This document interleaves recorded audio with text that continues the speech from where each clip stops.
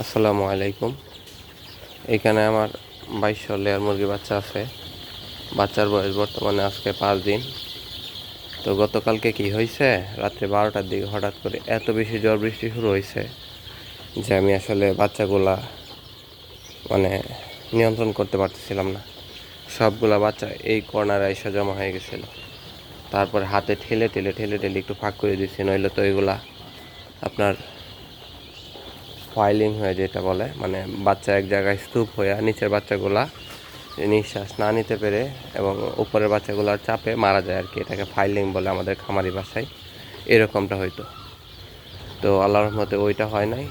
কিন্তু তারপর কি হয়েছে, ওই যে ওই পাশে যে প্লেন শিটটা দেখতে পাচ্ছেন, এই কান থেকে ওই ওই মাথা পর্যন্ত 25 ফুট প্লেন শিট। এই প্লেন শিটটা সবটা বাতাসের চাপে ইট সহ বাচ্চার উপরে দইসা পড়ে গেছে।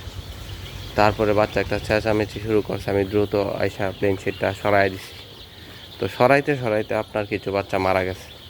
তো আমি চিন্তা করতেছি, যদি আমি একটু দেরি হইতো প্লেন শিটটা সরাইতে, আমি যদি এখানে অনুপস্থিত থাকতাম, তাহলে তো আমার অনেক বাচ্চা মারা যেত। যাক, আল্লাহ যা করে ভালোর জন্য করে। আমার অল্পতেই রক্ষা হয়েছে। আর ঝড় বৃষ্টিটা আসলে অনেক বেশি হয়ে গেছিলো। এইখানে 3টা ব্রুডার ছিল। এই ব্রুডারগুলো বাতাসে একবার এই দিকে, একবার ওই দিকে, একবার এই দিকে, একবার ওই দিকে বাতাসে দোলকাইতেছে।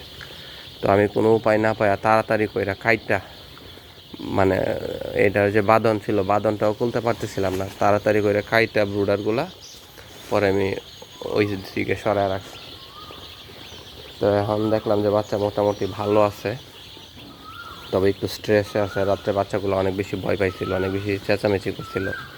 আর স্বভাবতই বাতাস শুরু হওয়ার সাথে সাথেই বিদ্যুৎ ছিল না, যে কারণে ঘরটাও একটু অন্ধকারাচ্ছন্ন ছিল। আমার এখানে অবশ্য ব্যাকআপ লাইট হিসেবে এখানে আমি ব্যাটারি দিয়ে, সোলার প্যানেলের ব্যাটারি দিয়ে লাইটের ব্যবস্থা রাখছি এবং ব্যাকআপ আপনার এসিডিসি বাল্বও আছে। কিন্তু তা সত্ত্বেও আসলে পর্যাপ্ত আলো হচ্ছিল না, যে কারণে বাচ্চাগুলো ভয়ে সব এইখানে এসে জমা হয়েছিল। তো এই যে দেখেন, বাচ্চাগুলো কিন্তু ম্যাক্সিমাম বাচ্চাগুলো কিন্তু এখন চুপচাপ বসে আছে। বাচ্চাগুলো অসুস্থতা না, ও কোনো অসুস্থ না, কিন্তু ওরা আসলে অনেক বেশি স্ট্রেসে আছে আর কি। মানে রাত্রের চাপে ওরা এখন অনেক ক্লান্ত। সারা রাত হয়তো ঠিকঠাক স্ট্রেস না পাওয়ার কারণে এখন দেখেন সবগুলো বাচ্চা পরে পরে ঘুমাইতেছে।